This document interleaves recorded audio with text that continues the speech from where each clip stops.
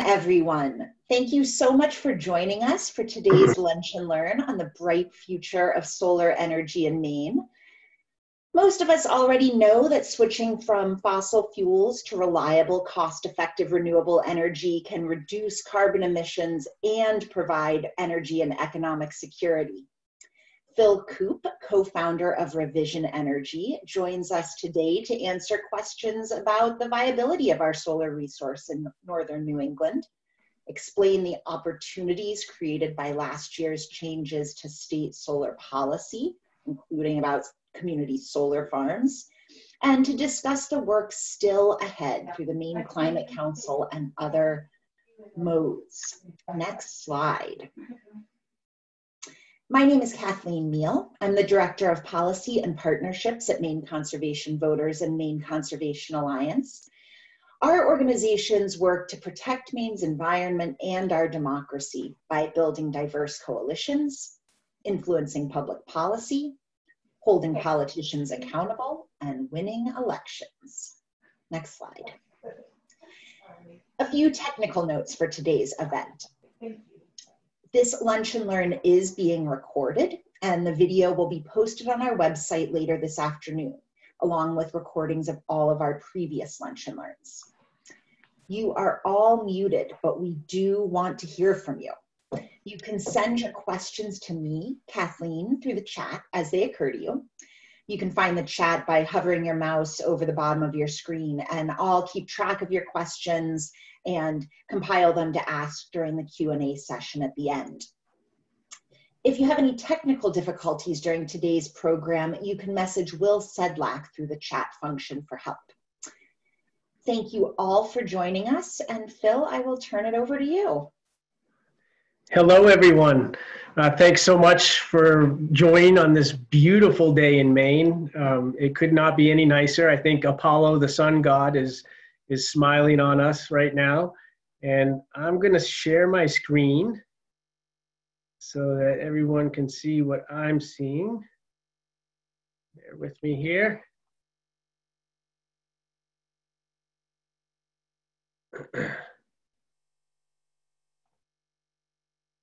Perfect. So, yeah, my name's Phil. I'm one of the co-founders of Revision Energy, and we are a local Maine-based company. We're 100% employee-owned, and we're a certified B Corporation. And B Corps are companies like Ben & Jerry's, King Arthur Flour, Patagonia, Wicked Joe Coffee, Coffee by Design. We're a group of companies who are trying to use our business models to create positive change in the world. And this image of Good Shepherd Food Bank is one example of what we're trying to do there. For every attendee at this webinar today, we're donating 10 meals to hungry Mainers. So we really appreciate you, taking some time out of this beautiful sunny day to join us. And by doing so, you are helping to feed insecure Mainers across the state. We've partnered with Good Shepherd Food Bank to help them reduce their energy costs. You can see they have a solar array on their facility in Auburn, and we've built another array for their facility in Hamden. Those were both built at zero upfront cost to Good Shepherd Food Bank. They were financed by some very generous investors. And so Good Shepherd Food Bank gets a reduction in the cost of their electricity and gives them more resources to help feed hungry Mainers. So thanks everyone for pitching in on that. So I've got a number of slides here. I'm gonna buzz through them rather quickly. And what I'm gonna do is give you my perspective on where we are today and where we're gonna go in the future. It's a beautiful day in Maine, and it's not always top of mind here in our population of 1 million people, that there are actually 8 billion people on planet Earth today needing energy, all of us burning stuff to get the energy that we need. And that's a pretty big impact on Earth's closed atmosphere. And in addition to the fact that we're not always thinking about the scale of the situation because Maine is so beautiful and spread wide open, we're also not thinking about the fact that carbon dioxide and methane, generally these greenhouse gases that we're trying to confront, they're really hard to drive urgency among human consciousness, because we drive around, we see a scene like this, and the worst problem is that people aren't getting to Starbucks as fast as they want to go. But the reality is that every car in this image is actually doing this, but our modern catalytic converter technology has rendered the carbon pollution utterly invisible. It's basically tasteless, odorless, and colorless. But every car in Maine and every car of the billion cars on the planet, they're all doing this to the atmosphere, but we don't see it. And so it's hard to have a high level of consciousness about what's going on. Similarly, in Maine, we still have 400,000 homes that are heated with number 2 oil, and each home burns an average of about 800 gallons of oil per year, resulting in about 18,000 pounds of carbon dioxide. And of course, none of us see this as we walk down the street in our town in Maine, but that is the reality. And every year, Mainers export $6 billion from the local economy to import fossil fuels from away. So we have a pretty enormous fossil fuel habit in Maine. And because of it, the unfortunate dirty secret is that we have the highest per capita carbon pollution in all of New England. Thankfully, we have some fantastic new solar policy here in Maine that's going to help us solve those problems. And I've started off with some heavy material that's a little bit depressing, but let's think about what we have in front of us to be optimistic about. I'm going to start with this image, which shows a big problem that really reared its head in the late 70s, early 80s. And that was when we realized that the refrigerants we were using as a society, the chlorofluorocarbons that were going into the atmosphere from refrigeration, were eating a giant hole in the ozone layer that protects us from harmful ultraviolet radiation. And the world community came together and said, this is a major problem for humanity. We must solve it. We're going to get skin cancer and people are going to die. And so the world came together in 1980 and signed the Montreal Protocol. And we basically banned chlorofluorocarbons as a substance, as a refrigerant substance. And you can see in this slide deck image that by 2065, we expect the ozone hole to have repaired itself because we stopped emitting chlorofluorocarbons into the atmosphere.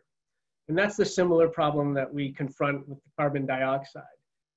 The great news is that we have the tools at our disposal to solve this global problem. And we'll talk about how we can do it here in Maine, but I just wanted to show you the relative abundance of the energy sources available to humankind. Down in the lower left of your screen is a little blue marble. And that blue marble represents total annual energy demand globally by every human activity that needs energy of some sort: shipping, transportation, heating, cooling, manufacturing. That's what the blue marble represents, how much energy we need. And then the other spheres represent the renewable options that we have to meet our energy needs, and then the traditional finite fossil fuel sources that we have to meet our needs.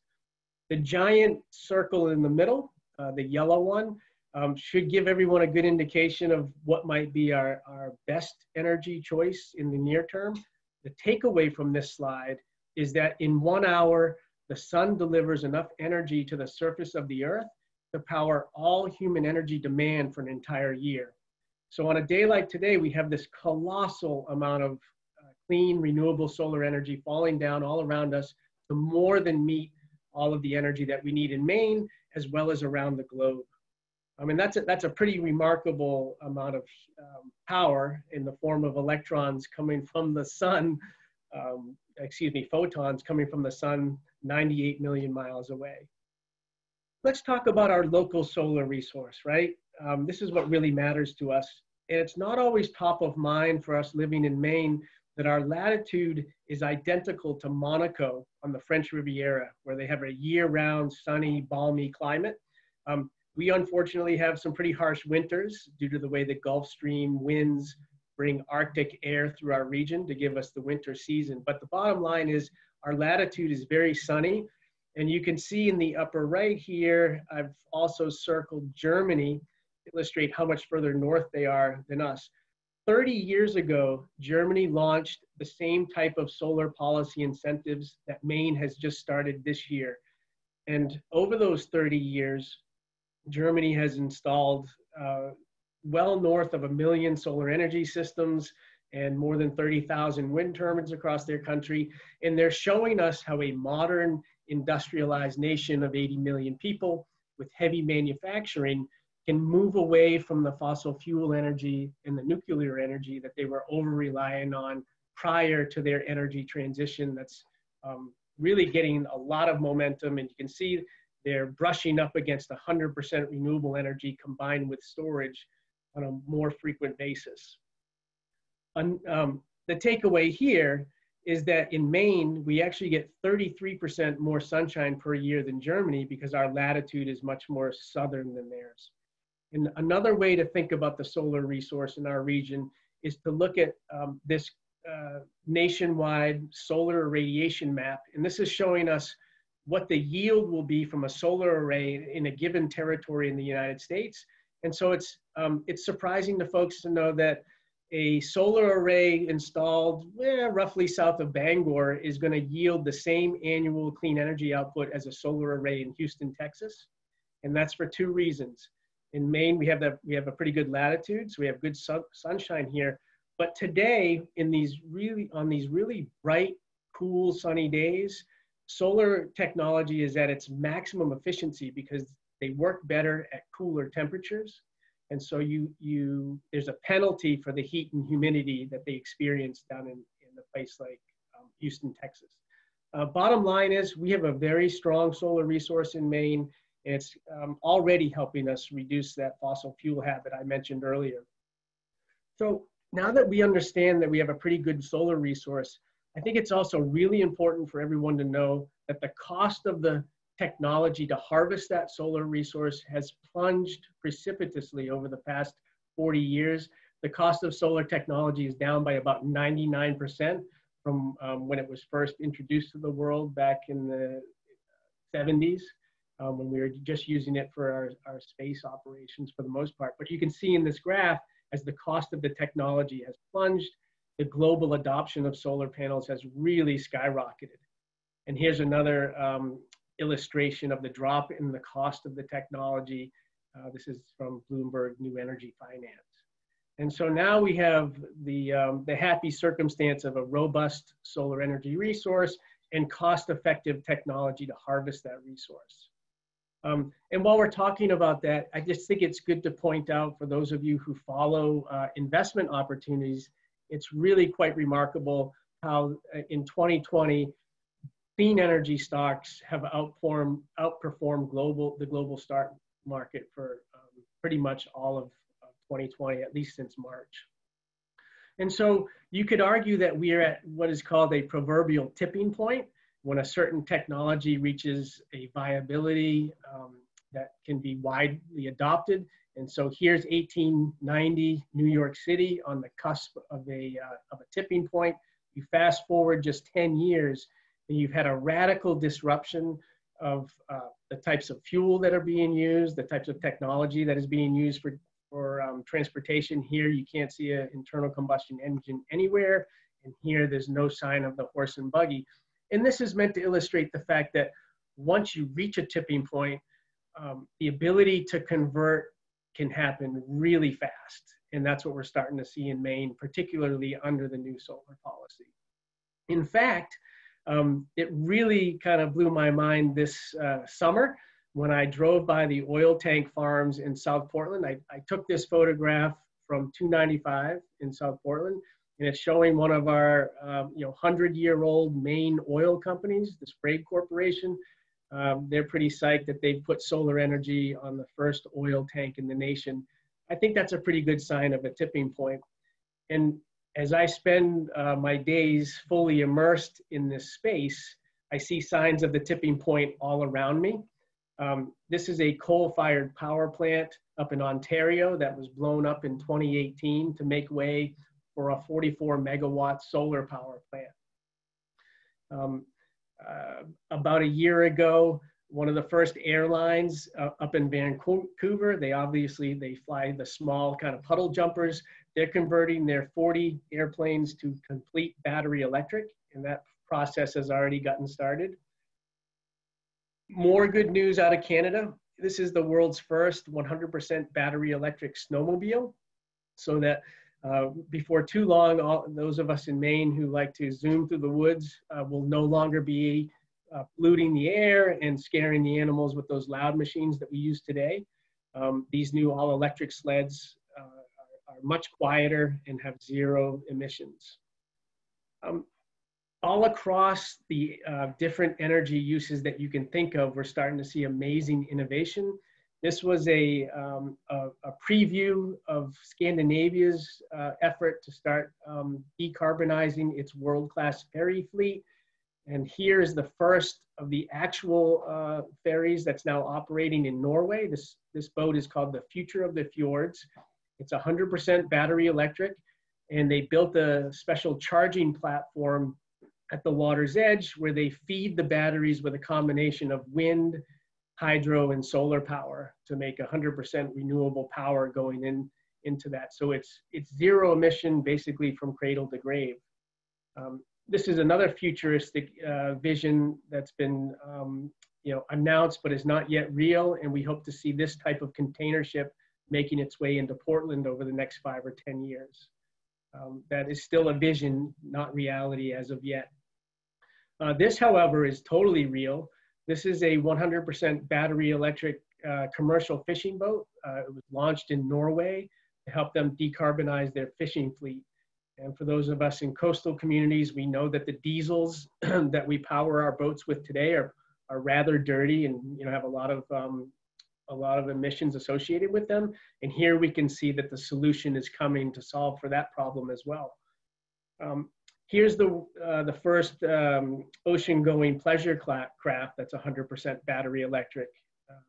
Solar panels on the roof and a large battery bank that can enable that boat to cross the Atlantic on nothing but sunshine and good propellers. This is the world's first solar-powered boat to circumnavigate the 7 seas all across the world. And then this just came out last fall about this time. And as someone who lives in the greater Portland area, we have a lot of cruise ships coming into our ports every year, with the exception of this year due to COVID. But when those ships do come to port, they bring quite a bit of pollution with them. And it's great to see Norwegian cruise lines trying to be accountable for the amount of pollution associated with this industry. And so here's the first generation of cruise ship that's a hybrid battery electric that also has diesel power. And here we're starting to see the energy transition at scale. This is the first battery electric plane that has circumnavigated the Earth. In 2016, the Solar Impulse flew, including at night, around the entire circumference of the Earth on nothing but solar power and a battery bank. And it took 2 pilots to pull that off. But we're starting to see the first signals of sustainable kind of aviation. This is a 5-passenger jet. It's 100% battery electric. It will take 5 people 190 miles at a top speed of 180 miles per hour. So we're already taken to the air in different types of planes that requires 0 fossil fuels. We expect the first commercial jets to be flying in the next 5 to 10 years. This is another very exciting development at the kind of high end of energy consumption. So city buses, nobody likes to be behind one when they're belching the diesel exhaust. This 100% battery electric bus has visited Portland once, and the first permanent version will be coming actually in 2021. The first bus will be delivered to Portland. It'll go 350 miles on one charge. And Revision Energy is really proud to be the company that's helping them install the unique charging station that you need to be able to fill the battery after the bus does its routes. It's also good to note that Boston is getting a fleet of these buses as well to replace their diesel fleet. And so we're seeing more and more transitions away from fossil fuels across almost every industry in America. UPS has come out to announce that they're going to replace their 1,500 gas and diesel trucks in New York City to begin with. and then gradually electrify their fleet across the United States. You can see the quote at the top there. It's the beginning of the end for the internal combustion engine. And that's a really important thing for Mainers to be aware of. 50% of the carbon pollution in Maine comes from transportation. And so this migration to the battery electric vehicle is really important for us to solve our carbon emission problems. You can see the energy transition happening at much bigger company scales as well. Here's the Apple main headquarters out in Cupertino, California. This facility is 100% powered by renewable energy through a mix of on-site solar panels, as you see on the roof there, as well as off-site wind turbines. We are starting to have this conversation with many of the large companies in Maine who are looking to completely get off of fossil fuels. And we now have the ability to help them do that with a mix of the technology and the policy that exists today. I think it's also important for everyone to know that the US Department of Defense has come out and publicly stated that human-caused climate damage is the #1 security threat that we face as a nation. And it's quite interesting to know that the military bases across the United States are presently the fastest adopters of renewable energy in the entire United States. So here we see our Pentagon investing heavily in renewables. They see the fossil fuel supply chain as the weakest link in our kind of overseas battle theater. But in the United States domestically, they see our enormous carbon footprint as a huge liability. And so they're trying to address that. And to me, this argues that as a nation, to be the strongest and safest that we possibly can be, it argues for us to use our existing fossil fuels as stingily as possible while we make the transition to renewables.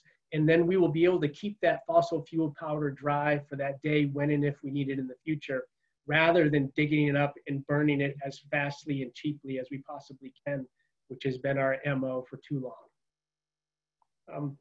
Let's talk about solar at the household scale, which some of you folks might be interested today.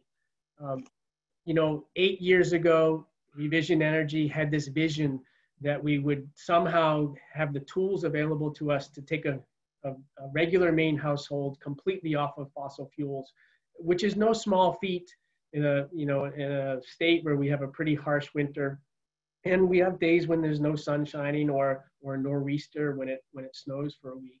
However, in those 8 years since we first created this vision, the technology has arrived to totally enable this vision. So here's a home that's got solar electric panels on the roof. The two disparate panels on the left, those are solar hot water collectors. The red heart indicates the duct work for the heat pump that is powered by the solar panels. And then you can see the electric car in the driveway. And then if we take this, we show you this image of the basement. They've got the battery storage down there to help them bridge those gaps when the sun is not shining strong enough in the day to deliver the power they need, or for what their power needs are at night. It's worth noting that it won't be long before the electric car in the driveway can also act as a backup battery. As things exist today, we can only charge the battery with electricity coming from the home going into the car, but new technology is already being tested across the United States where you can now deliver the energy stored in the car's battery back to the house as a further backup generator. Really exciting technology, which is called vehicle to grid. In addition to the solar that you saw in that house, here's a better example of the heat pumps that we're using in Maine for heating and cooling. This technology has been a game changer for Maine. Heat pumps today now operate down to -15 degrees, enabling us to heat well-insulated homes throughout the winter with nothing more than a heat pump. And that heat pump can be powered by solar, it can be powered by battery backup, or it can just be powered by the grid if you're not ready to take the plunge into the solar power.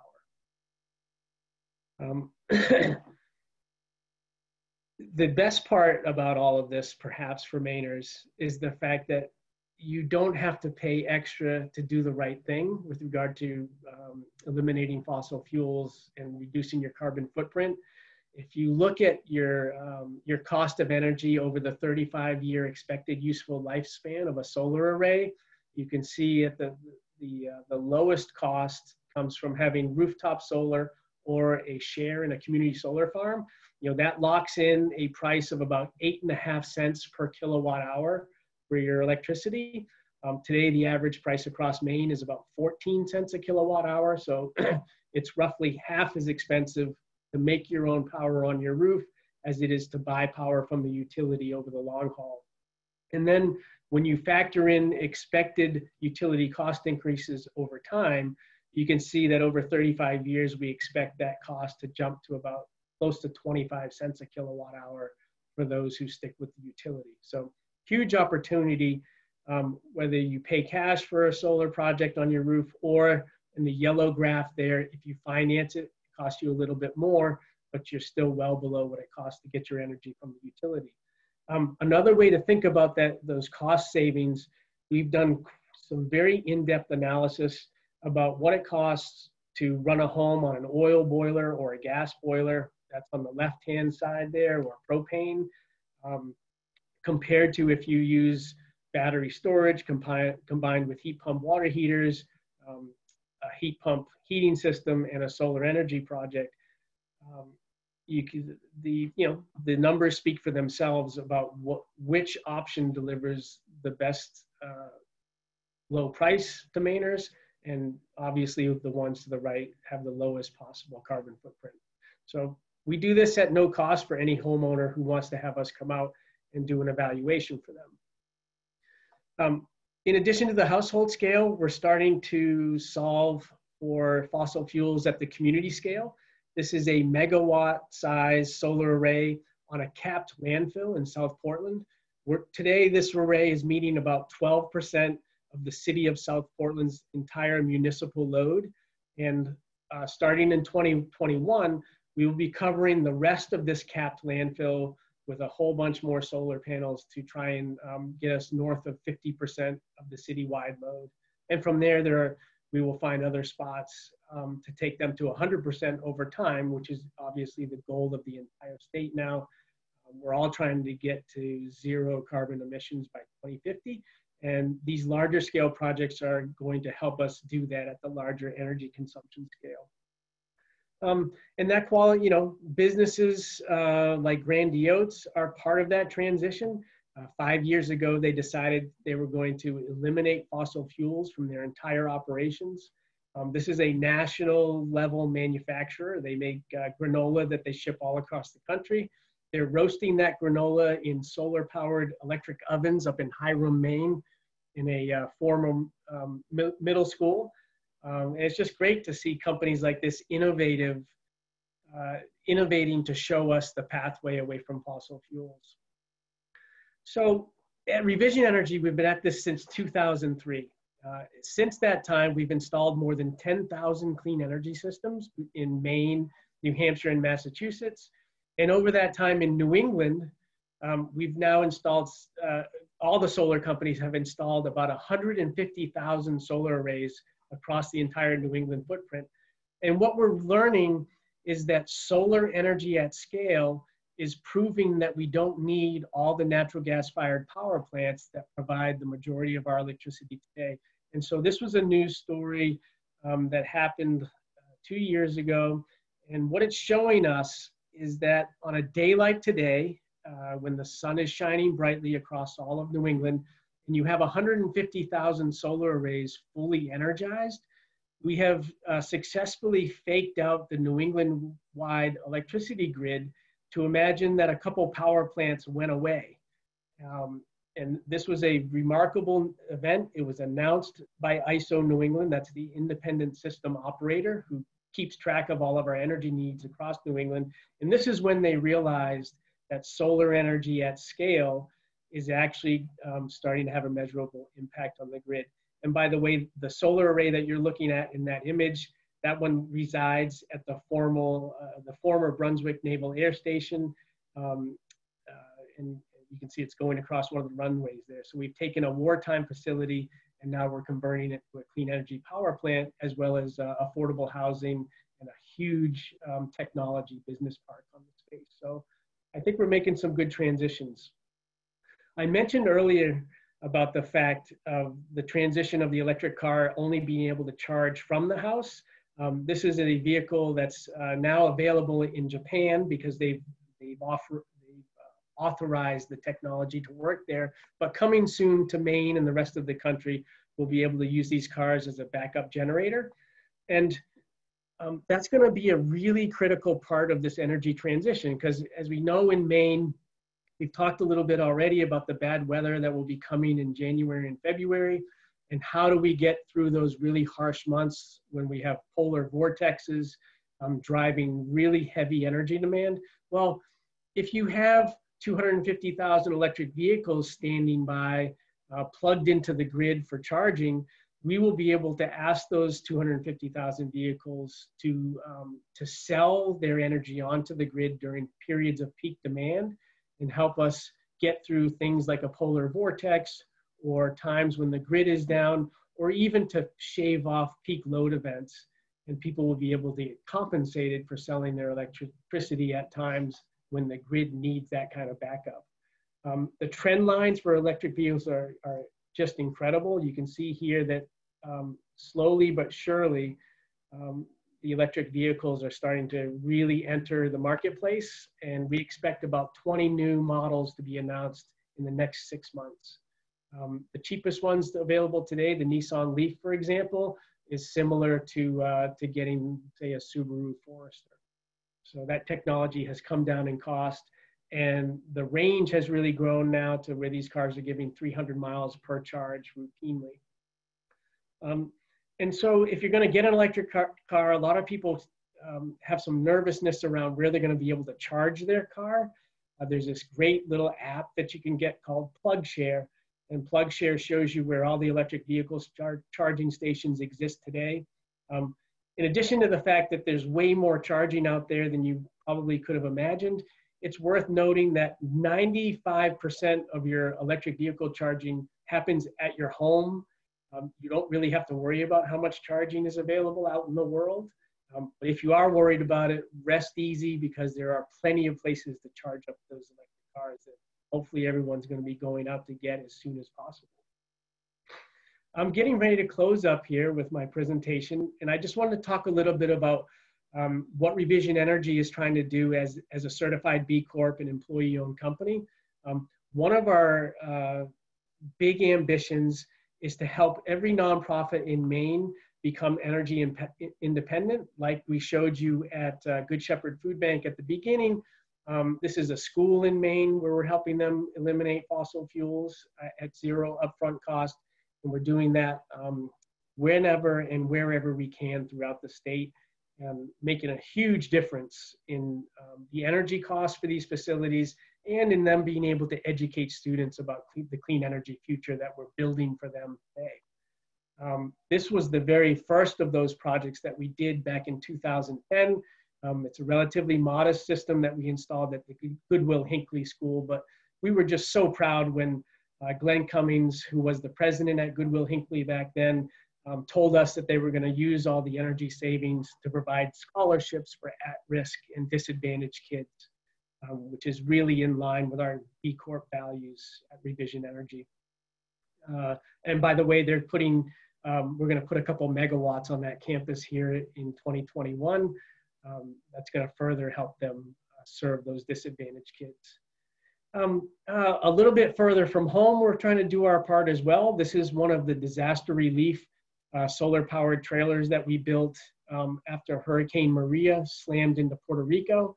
We built 3 of these. The inside of the trailer has a battery bank, and so you can drag it into a devastated community, and then residents can come, and each of the little gray cubbies on the side has 2 electric outlets. People can charge their cell phones, you can charge laptops, you can run emergency communications equipment, and you can also power small refrigerators to keep medicine safe and fresh, or you can power lights. So we built a bunch of those for Puerto Rico. We did the same thing for the Bahamas. in the wake of Hurricane Dorian. So just, more about how we are trying to do our part to create the better future we know is possible for ourselves and future generations. As the startup company from Maine that's now grown up a little bit, we've been really proud to attract quite a bit of nice attention over the last few years. In 2019, we were named the Clean Energy Company of the Year in New England by the Northeast Clean Energy Council. And we've been ranked #1 for solar in New England by Solar Power Industry Magazine and #5 in the US. That is what I wanted to talk about in terms of Maine's bright future with solar. I also briefly wanted to introduce Sunsquatch, our new mascot, who is making a lot of kids feel really hopeful and optimistic about the world that we hope to create for them in the future. And with that, I will stop sharing my screen and hopefully answer a few questions for anyone who might have one.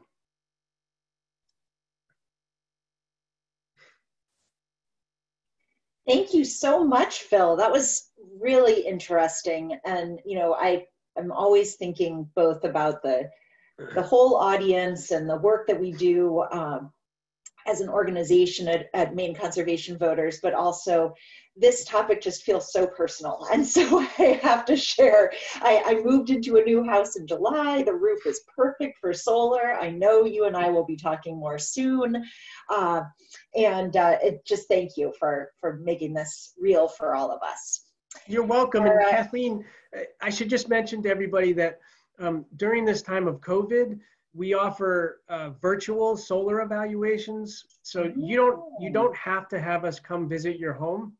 We actually have the tools to do a really good solar analysis from a Google Earth image. And then we can put together highly accurate preliminary proposals to show to people. And if they like what they see, we can then come and do an on-site solar evaluation with zero contact with the homeowner. And so there are 100% safe ways to do this under COVID. And now that we've been practicing those safety protocols now since the end of May, we feel like we've gotten really good at it. That's great. That's just another way that you've ended up innovating as a business, right? Trying our best. So our Lunch and Learn regulars know that this is the part of the program where we share a call to action, and it feels pretty obvious today that our pitch is to make a plan for our own individual clean energy transitions. So Phil just laid out some really easy ways to do that, and there's no time like the present to get started.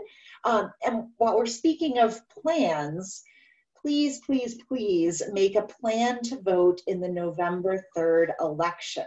We're doing a little poll right now, so let's see where we all are. Have you requested your absentee ballot? Maybe it's already arrived. Are you making that request today or going down to the town office to vote early?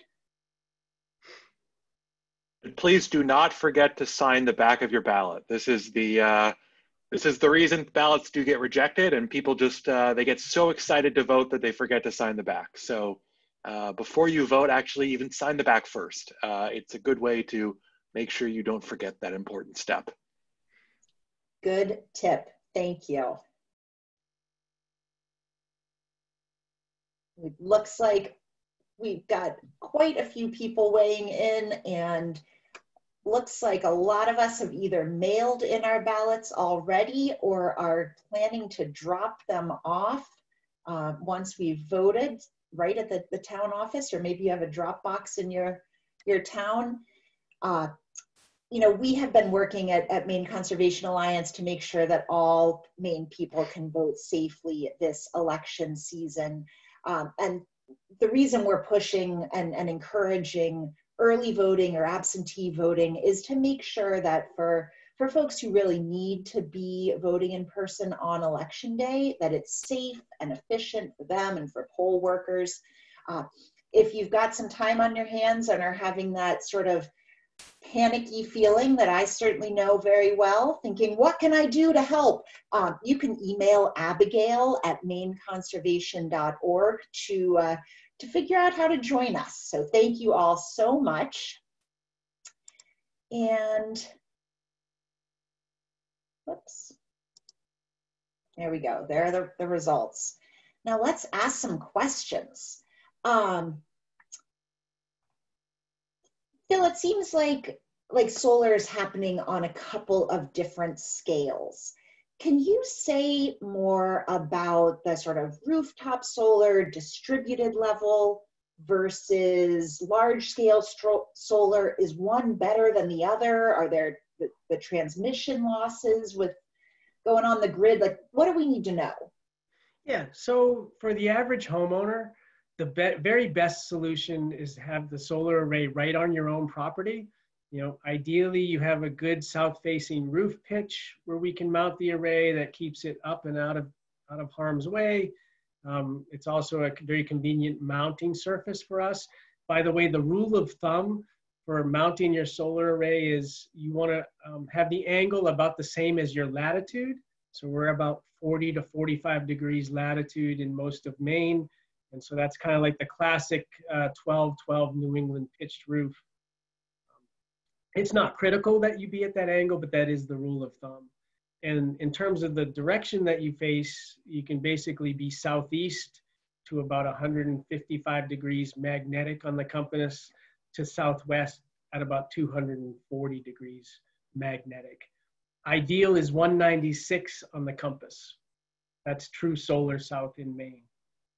Yeah, the distributed scale solar, which is the large, megawatt and up type arrays, those are also very useful to have though, because Maine is still 89% forested after 150 years of harvesting timber for shipbuilding and paper making. We're still very heavy with tree cover. And so a lot of people have too much shade on their property to own their own solar array. And so these larger arrays that are getting built in open spaces, capped landfills, non-agricultural fields, those provide a pathway for people for whom solar is not a good option on their own property. And it's under the new policy, it's now cost effective to buy a share in a community solar farm, for example, if you can't have the array right on your rooftop or on a piece or on a patch of ground on your property. The more solar that we have spread out all over the place, the more resilient we are as a community.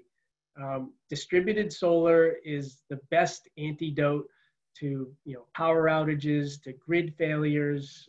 You get all kinds of advantages when you move away from the centralized distribution system that we've had for too long. So it's yes and, it sounds like. Yeah, but we don't want the grid to go away either. Okay. So we've got a couple of questions about the grid, but I think before we do get to those, let's talk about, I guess maybe we'll talk rooftop community grid. So okay. For rooftop, will you say that ideal compass range again? Yes. So 180 degrees on the compass is south. But to get solar south, you have to factor in your declination. And our declination is 16 degrees west. And so in Maine, ideal solar south is 196 on the compass. So if you have a patch of ground in your yard that's nice and sunny and you want to put a solar array on it, you get that chance to orient it directly to true solar south. Most of us kind of settle for something that's close enough, but not exactly perfect. And that's okay. I mentioned a wide aperture from east to west that is viable for solar. At the outer edges, you're only down 10% from direct solar south. So it's a pretty wide aperture on the horizon that is viable. And by viable, I mean it's cost effective to invest your money to install it in a direction that's not exactly solar south. If you're going to be off angle, it's better to be more west than it is to be more east. And this is the kind of information it sounds like that you would talk through in a site assessment. Right. Every one of our solar technicians is really experienced in these calculations, and we go into it with pretty good detail with every customer, because we want everyone to have the exact same expectations and not any unwelcome surprises. Gotcha. So a couple questions about what else you might think about when you think about getting your house ready for solar. A lot of us live in old houses. There may be some energy efficiency concerns. Is there let's a address right that. order? Let's just start there, Kathleen. So I'm a lifelong Mainer. I'm raising 3 kids here, and it's really important that we're all doing our best for ourselves and for one another. And in reality, getting your home well insulated is actually more important than slapping a solar array on a drafty old house. So if you are in an old home that's not yet been properly assessed for its insulation and stuff, you should get that home energy audit and do the proper upgrades to your insulation, which will give you a quicker payback than solar, and it will also prepare your house for solar. It does you no good to have a solar array if you're leaking all of your heat out in the middle of winter. So we end up giving a lot of folks that type of advice. It's not necessarily in our best interest as a solar company, but it is in the best interest of Mainers overall. See, and this is why we love Revision. You're thinking about the right things, the things that we're all worrying about too. So thank you. Whether it's, the energy efficiency and the other tasks that you've got at your home, or not a perfect site or too shady, lots of folks are turning to community solar. How exactly does that work? And are there upfront costs with getting involved in a community solar farm?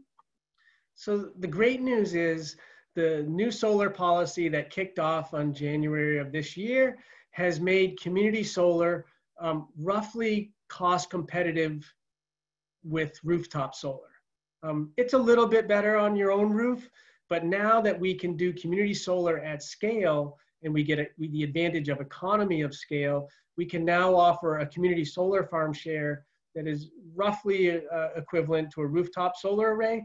The one disadvantage is in a power outage, if you have rooftop solar that can charge a battery, okay, you can be energy independent almost indefinitely because the solar panels on your roof can charge the battery in your basement when the grid is down. If you have a community solar array, that means that you've bought a share in a large array in some field that's not on your own property, but it is within your own utility geography. That's the rule. Like the solar farm that you buy into has to be in the same geographic territory as the utility that serves your property, but it could be 60 miles away. For example, I'm a member of a community solar farm in Paris, Maine, but I live down in the Portland area. And so that works great as long as the grid is up and running. But if the grid goes down, my solar farm in Paris cannot supply my home in Greater Portland. I can still have the battery in my basement, but once that runs out, then I need something else to back it up. So that's kind of the big trade-off there, is how independent you can be when the grid goes down. Thankfully for most folks, the grid is pretty reliable. Right, and of course, if you're renting your home, or you're not in a single-family home, that makes the choice for you, right? Totally. If you're a renter, community solar is almost always the only way to go. And now that's a cost-effective option for people. It's also good to know that you can move with your community solar share. If you're renting an apartment and you decide to move in 3 years, you can take your solar share in the farm to the next place where you live, as long as it's in the same utility geography. If you move outside of your utility geography, then you can sell your share to somebody else, which we have already done in the past, and it wasn't hard to do. Okay. So with the changes that have happened in policy and just the greater number of options available, a lot of folks are getting offers left and right? So there's CMP has their green power program, and we had some questions about whether that's the same as supporting solar projects.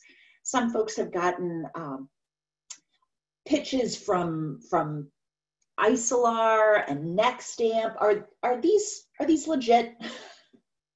So there's very much a kind of gold rush mentality afoot here in Maine today. And I don't think it's always in the best interest of Maine consumers to have 20 or 30 new companies from away coming in, rushing in to tell them how they're going to give them this incredibly awesome deal without actually having, say, built a solar farm to give them that deal. And we're seeing quite a bit of that. I think that individual consumers, they have to be careful about the offers that are getting put in front of them, and then try to learn as much as they can about what the details are about that community solar farm. Like if NextAmp is building a farm, where is it? Who owns the property? What are the lease restrictions around that property? Because there are important details on an asset that should last 35 to 40 years that you want to be familiar with. That said, it's also true, Revision Energy is not going to be able to build every solar array for every Mainer. And so there is going to be a diversity of companies making these offers. And folks have to do their research to make sure they're comfortable and make sure they're dealing with an honest broker. As far as like buying the green electricity from, say, Central Maine Power, I am personally somewhat skeptical about that. Central Maine Power has spent the last decade basically trying to kill solar energy in Maine, at least at the state policy level. We've spent more money fighting their lawyers than just about anything else. You can imagine that's been very frustrating to us. And so when they're trying to kill the solar industry out of one side of their mouth while trying to sell green power to consumers out of the other side of their mouth, that to me does not add up. It's also not legit in the terms of Central Maine Power is not building solar arrays to sell green power.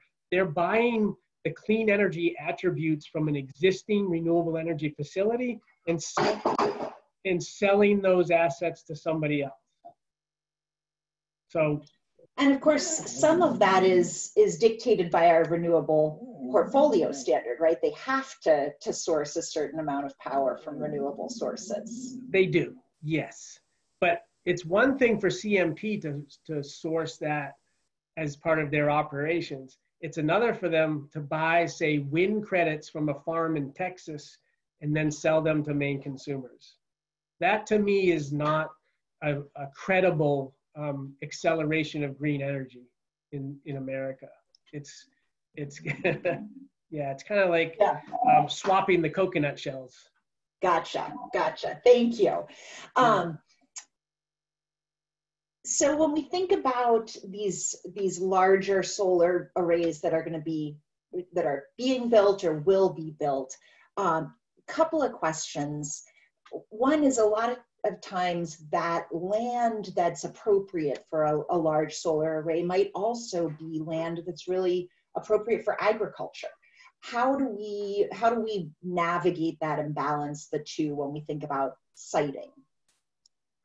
So Maine Audubon and a consortium of kind of geotechnical companies and other nonprofits have published a really well-researched document about the best place to site solar farms in Maine or solar arrays. I don't have a copy of those guidelines right in front of me, but those are being used, at the PUC and Efficiency Maine, and it's kind of like a best practices guidebook. The last thing we want to do is start taking good food production land and just covering it with 40-year technology. And so we're at Revision, for the farms that we're building, we're absolutely staying away from prime agricultural land and going to spots like capped landfills are the best. This morning I was at a I was at an abandoned gravel pit in Buxton, Maine, where we just put in about 4 megawatts of solar. Those places are perfect. Landfills, gravel pits, land that's never going to be used for something else. Let's use up all of that first. And then if we need to go out into what could be agricultural land but is not agricultural, we can use some of that. We are land rich in Maine. That's truly a benefit and a blessing for us, but that doesn't mean we can afford to be thoughtless about where we put stuff. So well said. Well said. Yeah, and we like the idea of marrying things. Like you can have a solar array in a hayfield that gets grazed by cows and sheep. So you can have livestock agricultural mixed uses with solar arrays. No goats. Goats will eat wires off of the back of solar panels. So never put a goat near your solar array. They're troublemakers. Have them eat the poison ivy. There you go. Doesn't hurt them a bit. You mentioned the PUC, the Public Utilities Commission. My understanding is that the PUC right now limits solar to 15% of a substation's load. Can you explain why, and are we going to start to run up against that limit when we're planning solar projects? Maybe that's not a problem yet. Yeah, but. well, so let's just look at the historical example. So just 2 years ago, CMP limited the number of community solar farm members to 9. Okay, why? Why would they do that? It's a ridiculous number. Why? Because it totally choked solar to make it, cost ineffective. So we couldn't do solar farms like that. We built 10 of them and then we gave up because CMP had successfully killed the opportunity by limiting the number of members. With the substation capacity, it is a little bit more of a legitimate concern based on the intermittency of the technology. Let's be frank, okay? The sun doesn't always shine. It's certainly not shining at night. And these substations have to be able to deliver reliable power 24/7. And so they're trying to get the Goldilocks mix of how much renewable intermittent energy can we put on a substation while at the same time being able to backstop that with enough grid power to make sure that people have 24/7 reliable power. The good news is that I have spoken to the chief engineer at CMP who's in charge of renewable energy interconnections. And I asked him, is it possible to have 100% renewable energy penetration on the grid? Without a moment's hesitation, he said, absolutely, that's what we are planning for. Now, he's anonymous. He's not a top level decision maker, but he is the engineer who is the one who's knowledgeable about what is possible. This is why we need to evolve the grid beyond where it's been for the last 100 years. Eventually, we will solve those interconnection problems. Part of it will be large-scale electric vehicle adoption and vehicle-to-grid type technology. The other thing is something that they've already installed at the Wyman station in Yarmouth. If you're in Portland, Maine, you can look up the coast and see the oil-fired Wyman power plant that's used strictly for backup.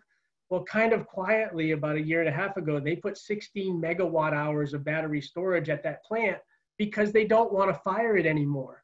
It's too expensive to fire up that oil-fired plant in the middle of winter. And so they're trying to not do that by using large-scale batteries. It's those types of technologies that will enable us to overcome the congestion at the substations.